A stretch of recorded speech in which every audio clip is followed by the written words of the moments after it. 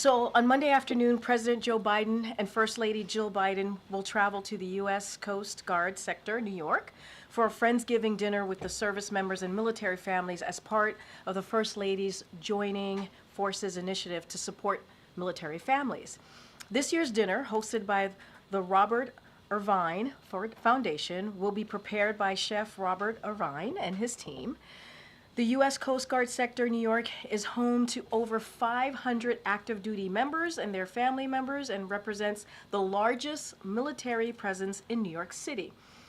During their visit, the President and the First Lady will thank service members and their families and help serve Thanksgiving meal.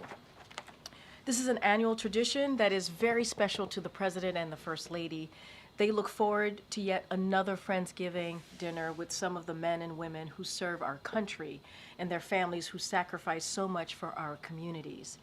And on a related note, as Americans prepare for Thanksgiving, there's one more thing to be thankful for: much needed relief at the grocery store and the gas pump. For the second year in a row, the average cost of a Thanksgiving meal is falling, and many grocery chains are offering deals for the holiday. According to the American Farm Bureau, the average price of the typical Thanksgiving dinner fell 5%, with turkey prices down 6%. And as more Americans are getting ready to travel to see family members and loved ones, the price of gas has fallen to its lowest point in more than 3 years. Prices at the pump are down about 25 cents per gallon compared to this time last year, and below $3 per gallon in almost 30 states.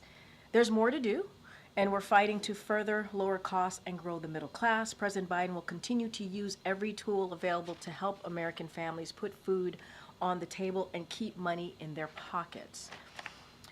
And as you all know, the first week of December, the President will travel to Angola, where he will meet with President Lorenzo, recognize Angola's role as a regional leader, and underscore the true transformation of U.S.-Angola relationship. Together, the United States and Angola are working to address a full spectrum of pressing challenges, from narrowing the infrastructure gap in Africa and growing economic opportunities and sustainable development in the region, to expanding technologies and scientific cooperation, bolstering peace and security, strengthening food security, and among others. While there, he will also meet with African and private sector leaders and reaffirm U.S. partnership across a host of high-priority issues, including security, health, and the economy. As you all know well, President Biden has made revitalizing our international alliances and partnerships a key priority, recognizing that today's challenges require global perspectives and collective responses. The visit reflects his promise to visit the continent during his term, which he made at the U.S.-Africa Leaders Summit, and we will have more to share in the days ahead. With that, Colleen, it's good to see you. I feel like it's been a while. Karine, can you talk about the decision to loosen restrictions on long-range weapons for Ukraine? So just a couple of things there that I do want to add is I want to be really clear. I'm not going to get into specifics about Ukraine's operation from the podium today. That is not something that we're going to do, and that's not something we normally do. What I will say is something I'll just reflect on something that the National Security Advisor, Jake Sullivan, said earlier this week, which was the major escalation we're seeing is that Russia has gone to another country from another part of the world. North Korea brought in thousands of their troops to the front lines and have added them into this war. This is a significant change, and one that we warned the Russians about before they did it. We continue to talk to our allies and partners about this, and as it relates to any operations on the ground, this is something for the Ukrainians to speak to directly. Just staying on Ukraine for a second, with regard to escalation, is there concern that Putin changing Russia's nuclear rules is sort of suggesting that the president's initial instincts on allowing long-range missiles further into Russia could amount to a dangerous escalation of the war? I mean, look, is he right? Was he right? And just to kind of reiterate what the National Security Advisor said, right? And you've heard this from other members of the NSC team, which is the escalation at every turn, at every step, is coming from Russia. They're the ones who are escalating this. They're the ones who started this war. It is because of their aggression into a sovereign territory, Ukraine. And this war can end today. You hear say this over and over again. It can, if Russia would stop the war and stop what they're doing with their aggression. So this is an aggression from their side, and we've been very clear about that. You just heard me lay out a couple things that the National Security Advisor said just earlier this week. What they're doing, thousands of troops from another country that is now part of what Russia's doing with their aggression into Ukraine. So this is their aggression, not Ukraine's, not ours. Okay. Just to follow up here, for a long time, the White House argued that using these long-range tactical missiles into Russia to attack targets inside Russia would escalate. The war would really invite retaliation. So why now? Why change the policy now? I'm not going to get into specifics. I'm just not going to get into specific about Ukraine's operations. Not something that I'm going to do today. But I want to be really clear. But I guess I'm asking about the specifics of the White House's decision to change policy. I'm just telling you that I'm not going to get into specifics from here, from the podium. I'm going to be very clear about that. And what I have said is, when you're thinking about bringing in thousands of troops to the front lines to add to the war, right? These are North Korean troops, as you know. That is the aggression from Russia's part. That's their aggression. And we're going to continue to be there for Ukraine. This is a president that has led on making sure Ukraine has what it needs in the battlefield. He's the one that rallied countries, more than 50 countries, to make sure that Ukraine got what it needed. But when we're talking about aggression here, or we're talking about escalation, pardon me, more so escalation, this is Russia's. Russia's the one who's been escalating every step of the way here. And so if I'm hearing you right, it was that escalation, the North Korean troops.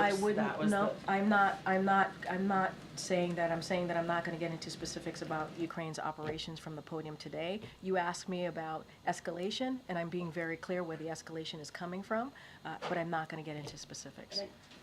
2 more months left of this administration.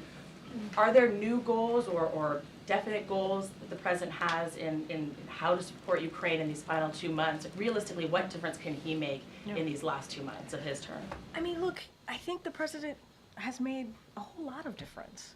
Let's not forget, as before Russia invaded into Ukraine, the president was the one that warned about that happening. He was the one, and we were able to share that information with Ukraine. He's the one that made sure that NATO was stronger, the NATO alliance was strengthened. He led that effort. He was the one that helped rally more than 50 countries to get back to Ukraine. Let's not forget, and you all reported this, within days, we were hearing over and over again, within days, Kyiv would fall.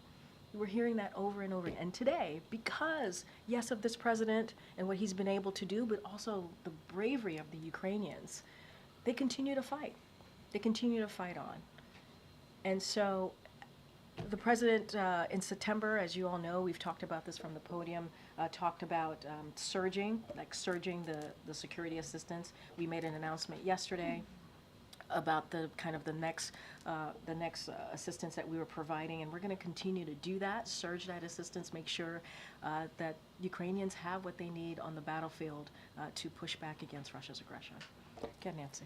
Thanks. A couple questions about that aggression. Has the U.S. determined that Russia used a ballistic weapon last night in retaliation for the U.S. authorizing the use of ATACMS by the Ukrainian government? So a couple of things. So obviously we are aware of Russia's launch of an intermediate range ballistic missile against Ukraine. Ukraine has withstood countless attacks from Russia.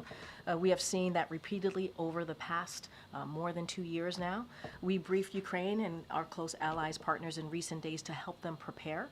As the president announced earlier this year, the United States is providing Ukraine with hundreds of additional Patriot and AMRAAMS missiles to strengthen its air defense. Many of these, our air defense missiles, have been delivered already as a consequence consequence of that president's decisions to divert air defense exports to Ukraine, and deliveries of additional air defense missiles to Ukraine are ongoing.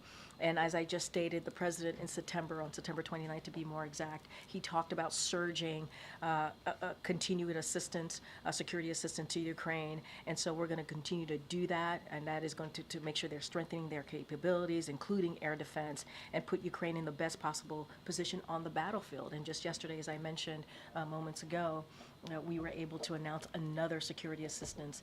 And so that's going to continue. And so we will not be deterred here. We are going to continue to make sure that Ukrainians have what they need on the ground. Now that Russia says it is changing its nuclear doctrine to essentially lower the bar for when it can use nuclear weapons, does the U.S. need to change its nuclear posture as well? So let's not forget, we said earlier this month that we were not surprised by Russia's announcement that it would update its nuclear doctrine. And so Russia has been signaling its attempt to update its doctrine for several weeks, and observing no changes to Russia's nuclear posture. We have not seen any reason to adjust our own nuclear posture or doctrine in response to Russia's statements. So this is more of the same irresponsible rhetoric that we continue to hear from Russia, which we have seen for the past more than 2 years now, if you think about their aggression, their war against Ukraine. And so, and I've talked about it a little bit moments ago about the use of DPRK soldiers in combat operations against Ukraine. It presents a significant escalation of its war. Again, they are the ones, they, meaning Russia, are the ones that are escalating this war.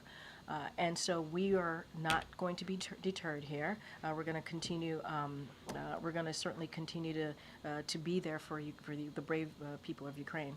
Have U.S. officials been able to determine what Russia is giving North Korea in exchange for North Korean soldiers fighting in this war? So I'm not going to certainly get into specifics on that. What I can say is what we have been very clear about is our determination to be very clear here about our continued support for certainly for the Ukrainian people as they continue to deal with this aggression, this escalation from Russia. And so we have said that we're certainly concerned about Russia's decisions.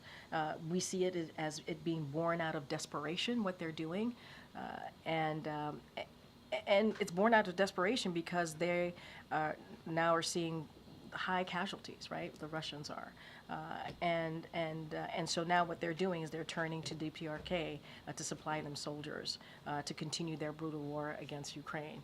And so, look, it's not going to deter us. They're the ones escalating. We're going to continue to provide support to the Ukrainians as they continue to push back against Russia's aggression. That is not going to stop us from doing that. Okay. Karine, does the White House have any reaction to Matt Gaetz withdrawing his name for consideration to be the next Attorney General? So what I'll say is, and we've been pretty steadfast on being consistent here, not going to comment on every personnel matter or all personnel matters here that the president-elect is deciding or is nominating people for at these respective agencies. We really, truly want to respect the transfer of power. We want it to be efficient. We want it to happen in a way that the American people deserve. And that's what we've been trying to do. We believe that is very much part of our democratic principle, and that's what you're seeing this president do and lead by example. More broadly, as we talk about the Department of Justice more broadly, look, the president has said when it comes to investigation, that department should be independent.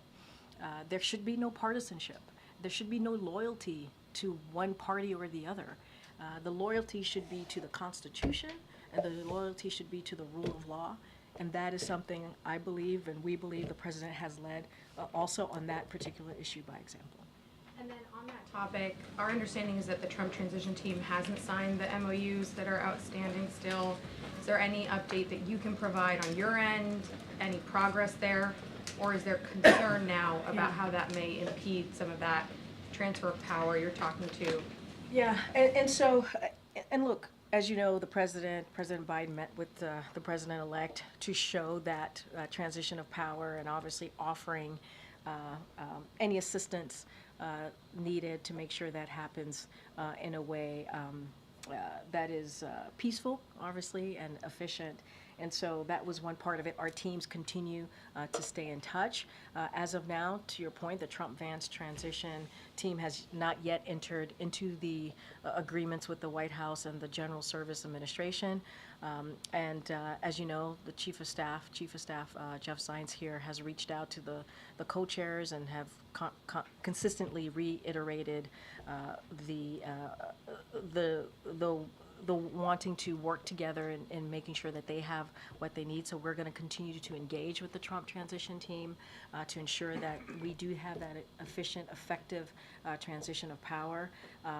And in those conversations, we certainly are stressing that the White House and the administration stand ready to provide assistance and that access to services and information certainly outlined in the GSA and the White House Memorandum of Agreement, those MOUs. So those conversations continue, and we want this to go smoothly, and that's what we're trying to get to.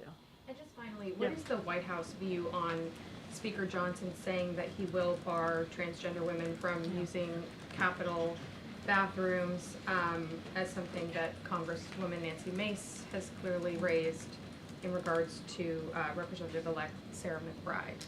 So I would, when I think about that question, I think about what the Congresswoman-elect said, and who, as you know, the president has a close relationship with, and is very proud of her. And what she said is, I'm not here to fight about bathrooms. I'm here to fight for Delawareans and to bring down costs facing families. And we agree with her. We think that's incredibly important to focus on the American people. Obviously, for her, it's the Delawareans who she represents.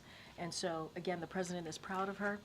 I'm not going to add to that. Has he called her in recent days over this? I don't have a conversation to speak to. As you know, they had a moment to speak on the night of the election. He was able to call her and congratulate her. I don't have anything else to add, but I think her words speak volumes. Okay. Thanks, Karine. U.S. prosecutors charged Indian billionaire Gautam Adani over his role in an alleged bribery scheme this week. Is the administration concerned that this will damage U.S.-India relations, especially given the recent case with a former Indian intelligence official being charged in an assassination plot aimed at a U.S. citizen? So obviously we're aware of these allegations, and I would have to refer you to the SEC and DOJ about the specifics of those allegations against the Adani Group. What I will say is on the U.S. and India relationship, we believe that it's stands on an extremely strong foundation, anchored in ties between our people and cooperation across a full range of global issues. And so what we believe and we're confident about is that we'll continue to navigate this issue as we have with other issues that may have come up, as you just stated. And so the specifics of this is something that SEC and DOJ can speak to directly. But again, we believe that this relationship between India and the U.S. has been built on a strong foundation. I wanted to ask you also about the ICC's issuing arrest warrants for several top officials, including Netanyahu, over Israel's conduct in this war.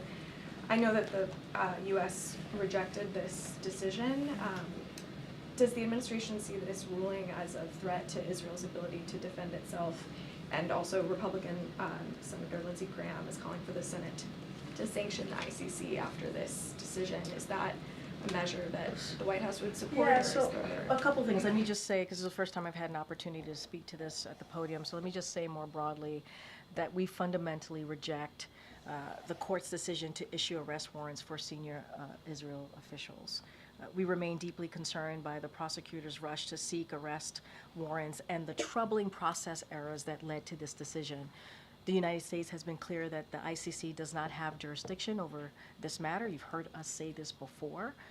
Whatever this prosecutor might imply, there is no evidence, none, between Israel and Hamas. There's just none. In coordination with partners, including Israel, we are discussing certainly those next steps, what that's going to look like. And to your question about sanctions, that's basically kind of just answered it in that last part of what I said. We're in consultation with our partners and also, which include Israel, about our next steps. We fundamentally reject that the ICC has jurisdiction over this situation. And so that's something that we've been pretty clear about, and we'll continue to do so. Okay, MJ.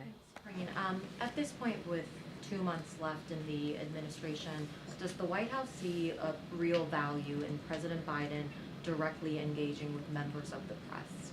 Oh, absolutely, yes. Look, I think we have worked really hard, and I hope you all have seen this, to make sure that we brought back the norms that was taken away from our predecessor on how we engage with the press. The president respects the freedom of the press, and he actually enjoys engaging and going back and forth with all of you, and that is something, and he's done that extensively, and that is certainly something that he's going to continue to do. We have, less than 60 days, I think you just said 2 months left. That is plenty of time for the president to continue that engagement. He will. And this is something that we respect. Bringing back the norms, working with the White House Correspondents Association, making sure that we have that healthy back and forth with the press corps. And so we believe it is important when the president engages with the press. He's done, I believe, more than 50 interviews just this year alone. He's taken hundreds of questions in his back and forth with all of you, and that's going to continue. If all of that is true, why on a 6-day foreign trip where the president obviously had a robust American press corps traveling with him, did he not have a single engagement, whether it is a press conference or maybe just speaking on the tarmac or really anywhere where he took questions from the press? I mean, as you all just stated and wrote about, the G20 and APEC was his last opportunity to deal with some of these world leaders that he has built a close relationship with. Has some of them he's known certainly more than his almost 4 years in this office, and so he truly wanted to spend time engaging and listening, having that one-on-one engagement that the president believes in and trusts in. And so he wanted to spend time doing that. And so that's what you saw the president do. And I get it. I get that you all want to hear from the president. I get that. I understand that. And I'm not saying that you won't. You will. He will certainly continue to engage with all of you. And it is. When I say it's something that he actually enjoys doing, it is. He enjoys having the back and forth with all of you. And that's going to continue. Just to be clear, you mean the explanation is that he, on this trip, was extra busy meeting with world leaders because this is one of his, last big what I'm saying is, as you know, this was one of his last opportunities to speak to many of these leaders. There were 20 leaders at the G20, more than 21, or about 21 leaders at APEC. And so he wanted to spend that time, certainly doing what he normally does at these conferences, obviously, but also, speaking directly to them as one of his final times as president. And again, putting that aside, I think your question was, do we believe that he should engage some version of that? I apologize if I'm not quoting you directly. Yeah, we think it's important for him to engage with the press. He thinks it's important to engage with the press, and that's going to continue. It is. You will hear from the president and have an opportunity to do those back and forths that you normally have done with them. This is related but separate from just the trip itself. It's been more than 2 weeks since the election. This was an election that elected a man that President Biden has repeatedly referred to as an existential threat. So why is it that the American people have not heard President Biden talk about this threat since the election? Because there was an election and the American people spoke. Mm-hmm. The will of the American people were very clear, right? And so the president is now in a situation where we have to deal with a peaceful transfer of power. Mm-hmm. We have to respect the will of the American people. And that's what you have been seeing from this president, trying to lead by example to make sure that that happens.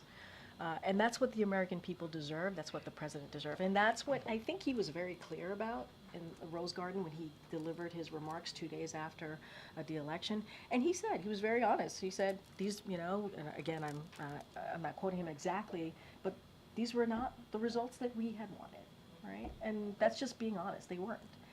But we are now in a position where he believes he has to lead by example and show what a peaceful transfer of power looks like. And so that's what you're seeing from this president. And, you know, to the points that you made, you know, I've been asked about existential threat. I've been asked about threat to our democracy. The president is always going to be honest with the American people. He feels like he is obligated. What he said still stands. But we are now in a different place. We are. The American people spoke. They deserve a peaceful transfer of power. That's what this president wants to do. Does he have a message for people on what they should do about this existential threat? Assuming that he still believes Donald Trump is an existential threat. Look, his thoughts and what he said, his thinking on that has not changed. It has not. And I think he was very clear about what he believes should have been done or how we should move forward, how, you know, he was very clear during those moments that he spoke about it. Right now, he wants to lead by example and talk and show the American people what it looks like to have an efficient, effective transfer of power. And he believes that is what the American people deserve. And I'm just going to leave it there for now. Okay, Joey. Yeah, thanks, Karine. President-elect Trump this week confirmed he intends to declare a national emergency and use U.S. military to pursue mass deportations of undocumented immigrants. Does the president believe this is an appropriate use of the military? So look, I'm not going to go into what the state attorney general, or state elected leaders might do in the future as a response to this next administration's policy, how they're going to move forward. I'm not going to do that. What I can speak to is our administration is focused on arresting dangerous criminals and threats to public safety. We do not believe in separating families. And what I can speak to is what we have been able to do and how that has worked out, right? In our remaining time, we're going to continue to fight to secure our border. Since the administration took strong actions back in June, encounters have dropped by more than 55% and are lower than they were 4 years ago. So what we're going to do is we're going to continue to enforce our laws, remove individuals who do not have a legal basis to be here, to remain in the U.S., and we're going to do that while making sure we're treating people with dignity that they deserve. With that said, I mean, does the president, though, have concerns about using the military to carry out, you know, Trump's talked about these mass deportations. I heard your question. You're just repeating the question that you just asked me. I I hear that. I know, I hear you. I appreciate the effort. I don't want to get into what attorney generals or other elected officials might do in the future. What I'm going to stick to is what we're doing right now and what we are going to continue to do in the next less than 60 days in this administration. Go ahead, Karen. Green. Yesterday, the president met with North Carolina Governor Roy Cooper to talk about the ongoing disaster recovery down there, and state and local officials were there as well. The administration this week, the president has asked Congress for about $100 billion for disaster relief, emergency disaster relief. How does the White House want to see that get done? Do you want to see that done quickly as a standalone bill, or later as tied up with the government funding that's likely expected later in December? So what we want is Congress to act, we're going to continue to urge Congress to act quickly to pass a supplemental funding package to assist communities obviously impacted recent hurricanes and other disasters.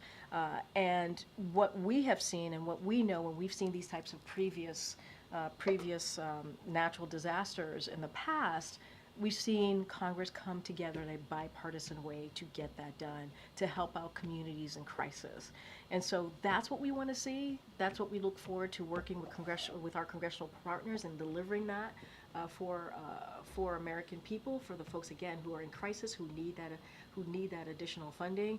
And so obviously you saw the letter from OMB, and so certainly they can go into more details and specifics of the breakdown of our ask, but that's how we want to see it moving forward. Would you say this is the top legislative priority right now for the president in this lame duck session? So I think right after the election, I talked about 4 or 5 legislative priorities. Obviously, this was one of them.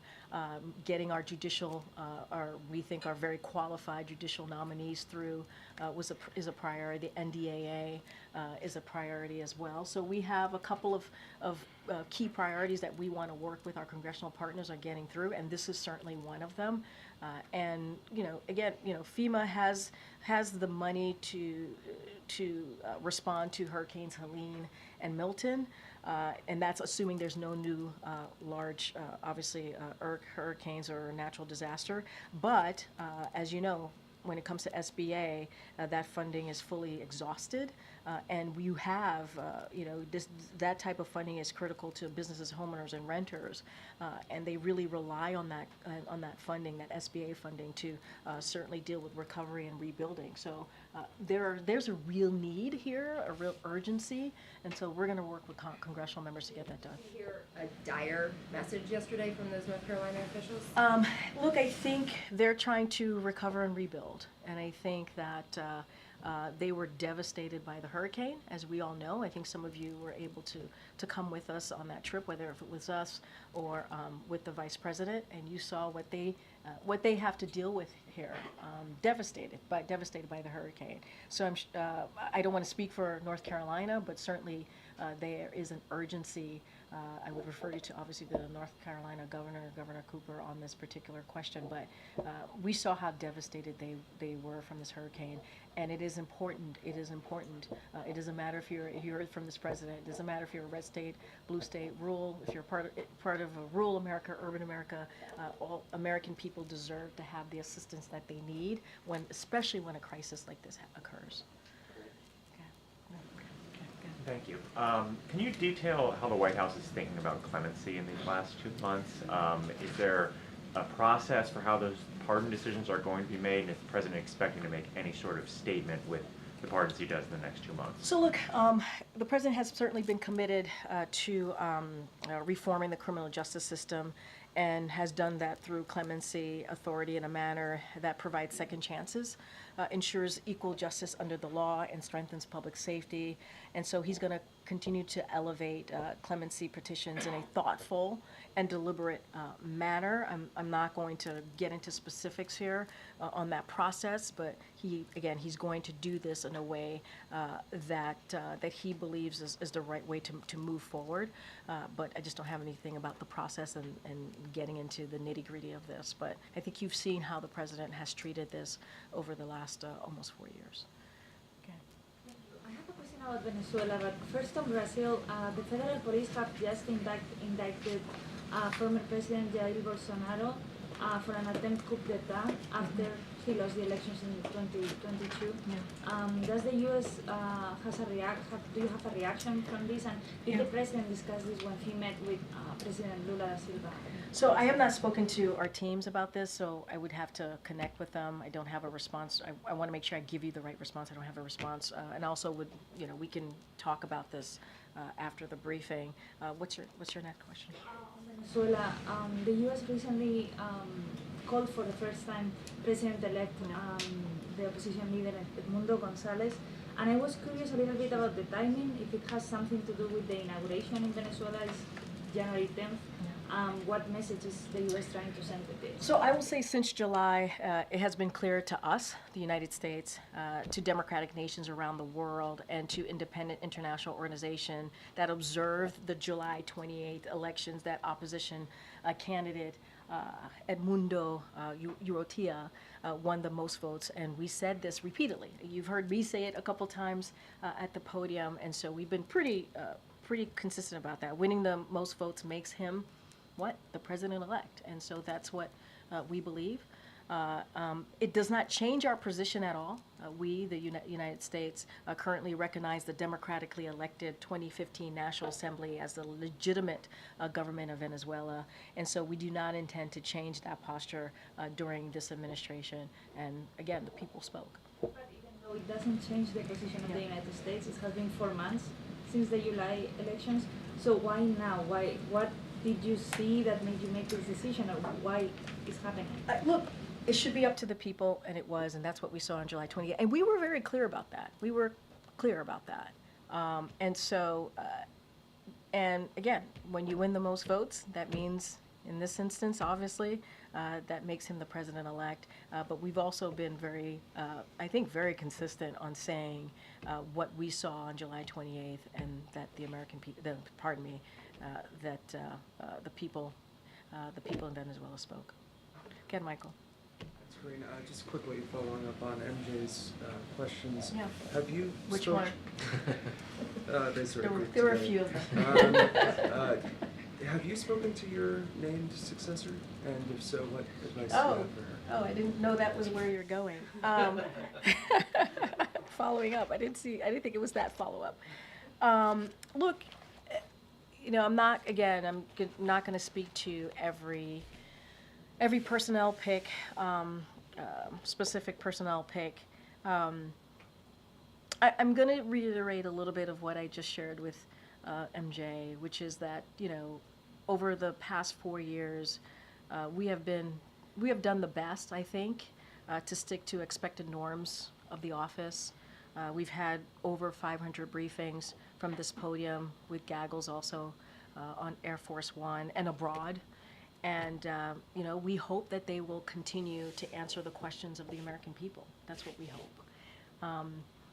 And I will just add that,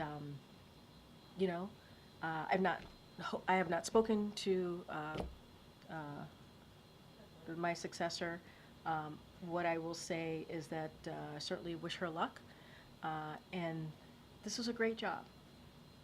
And it is an honor to speak on behalf of the President of the United States. It is a privilege, and it is something that I am very proud to have done for almost 4 years. So I'll leave it there. Go ahead, April. I have 2 questions.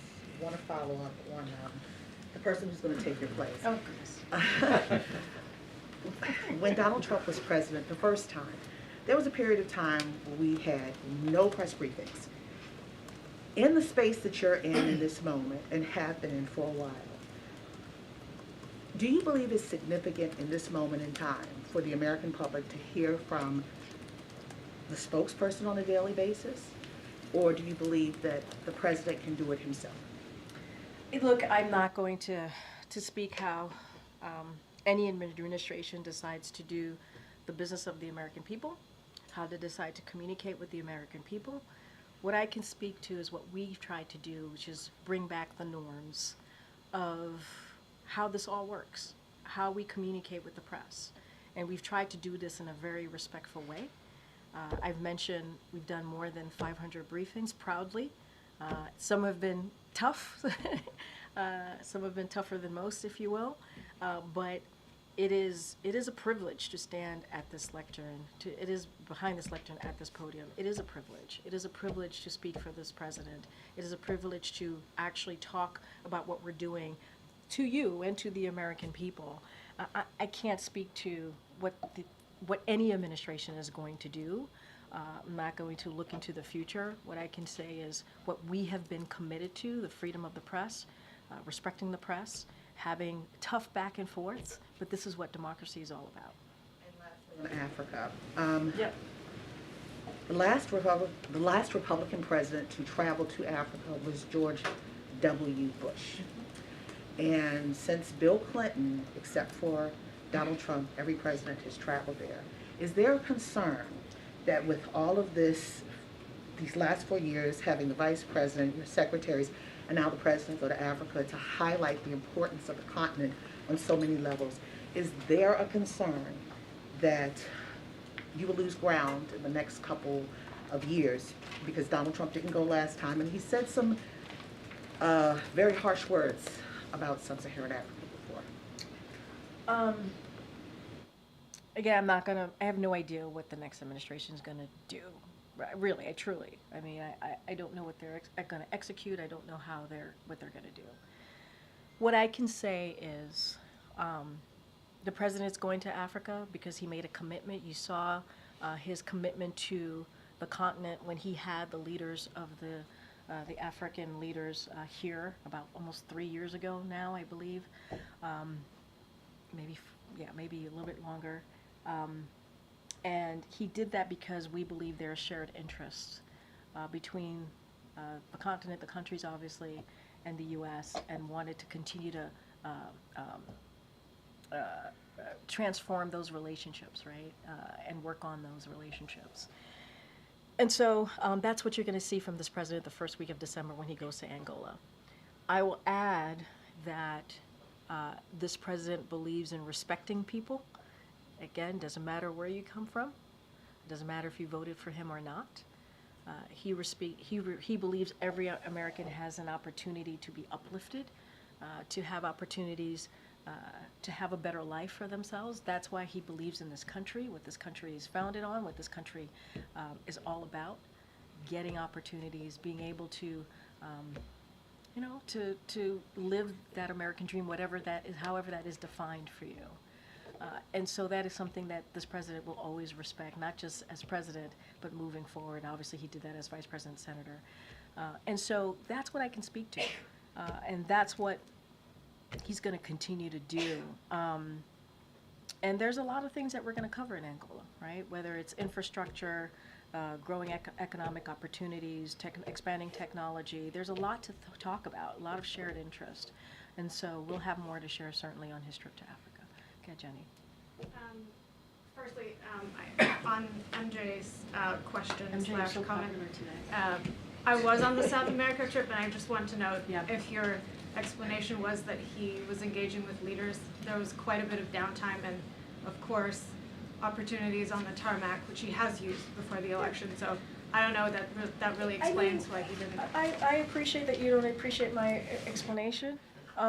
But what I'm saying to you is that the president is looking forward to engaging with you all in less than 60 days. He's done it extensively. It's not going to stop, and he will do that. He will continue to engage with all of you and take your questions. He's done, I believe, more than 600 back and forths with you all this year alone, done more than 50 interviews. That's not going to stop. It's not. He's going to engage, and I'll just leave it there. One actual topic, sorry. Actual topic? Well, this one was, I just had to What does that mean? I just had to get this one comment. Does the administration have a prevailing theory on how the undersea cables in the Baltic Sea were damaged, and do you think that China may have been responsible? I'm just not going to get into any type of theories from here. I will let the NSC team respond to that directly. I'm just not going to get into speculation from here. Okay, Nadia. Thank you, Karine. On the statement you just mentioned about the ICC issuing an arrest warrant against Mr. Netanyahu, the defense minister, you said that you found the process has troubling errors. What errors do you think it has? And second, sorry, you talked about the partners. You want to discuss with partners the next step on the ICC decision. Few of your closest allies, France, Italy, Netherlands, and Canada so far, said they are abiding by the court decision and they can arrest Netanyahu if he steps on their soil. So did they have a different interpretation of international law than you? So a couple of things. You asked me a couple of things. So the first thing that I will say is that obviously we reject, and we certainly have different opinions on that, and we're going to let other countries speak for themselves. We're speaking for ourselves, and so we're not going to be executing any arrest warrants. That is not something that we're going to do from here.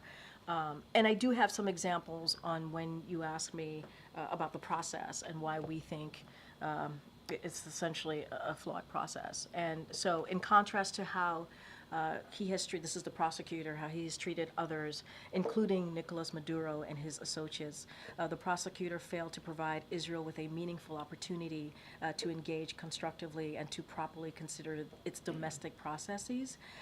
This calls into question the credibility of the prosecutor's investigation and the decision today. But we've been very clear, not just today, that we do not believe that the ICC has the jurisdiction here. And so over this matter. And so we've been very clear about that, and that stance has not changed. But I just laid out an example of why we think what process the ICC did not follow. On 19 Democratic U.S. senators voted to block sending offensive weapons to Israel, and Senator Bernie Sanders said basically that we cannot criticize human rights violation while the U.S. itself is violating its own laws. So where is he wrong in that? So look, we strongly oppose this resolution, and we have made our position clear to interested senators. We've been very clear about that. We've been also very clear about this. We are very committed to Israel's security. That has been ironclad, and we believe that these resolutions are counterproductive. As we are working to secure a ceasefire in Lebanon and ceasefire and hostage deal in Gaza. And so we have strong reason to believe that terrorist groups like Hamas and Hezbollah want to see Israel in a position of weakness, and we don't want to see that happen. And so, look, we appreciate that the concerns that the senators raised, obviously. We respect their position. We just do not, we strongly oppose the resolution. Okay. Thank you so much. Following up on your comments on the change of nuclear posture by Russia, and you said it's another example of irresponsible rhetoric. Is it a way to kind of dismiss what Russia said, to say there is no real reason to be concerned, these are only words? Say that one more time. There's no... That there would be no there's no real reason to be concerned, that this is just like Putin. Oh, you're talking about their nuclear doctrine that they put out. Doctrine. Look, here's what we're saying. We haven't seen any indications of Russia preparing to use a nuclear weapon in Ukraine. We just have not seen that. And so this is more of the same, right? More of the irresponsible rhetoric from Russia, which we have seen the past 2 years. We've seen this before. But it doesn't stop what we have been saying, that the escalation is coming from Russia here. They're the ones who are escalating. This is their war. They're the ones who have, went into a sovereign territory, which is Ukraine, and started this war and pushed forward with their aggression. And so this is a war that they can end. They can end it today, and we've been very clear about that. I know I have to wrap it up. Okay. I wanted to follow up on the Trump transition team not signing the MOUs. Have they provided any reasoning as to why They can speak for themselves. I'm not going to speak for the Trump Are you transition. concerned about the implications of the delay of the transition? I'm not going to get into, I'm not going to speculate from here. We are continuing to have our discussion with the Trump transition team. I'm just not going to speculate. All right, go ahead. Good afternoon. Two topics, one on immigration, one on unions. Immigration. New York Post is reporting that ICE is quietly loosening some of the restrictions on how migrants would have to follow the asylum procedure. Basically, they wouldn't have to do the physical check-ins with Customs Border Protection. The former head of Customs and Border Protection is calling it obstructionist transition.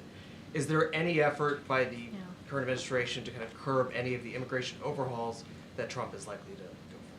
I don't have any policies, new policies to speak to at this time. I just don't have anything. As far as we know. I would refer you to DHS for any specifics on that particular question. But if you're asking us if we are doing any policy changes, I don't have anything to announce. I laid out for one of your colleagues what we have been doing, especially since we moved forward with our executive actions in June, and what we have seen, encounters have dropped more than 55%, and they're lower than they were even 4 years ago.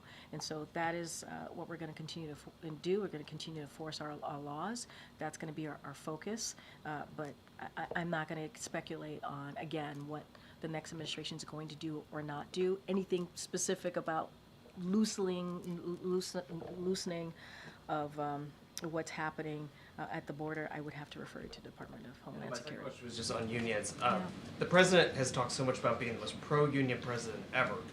This week, the DNC staff union put out a pretty scathing note saying that so many DNC staffers have gotten laid off, no severance, they were shocked. I'm just curious, from an optics perspective, the vice president left town to go to Hawaii on vacation.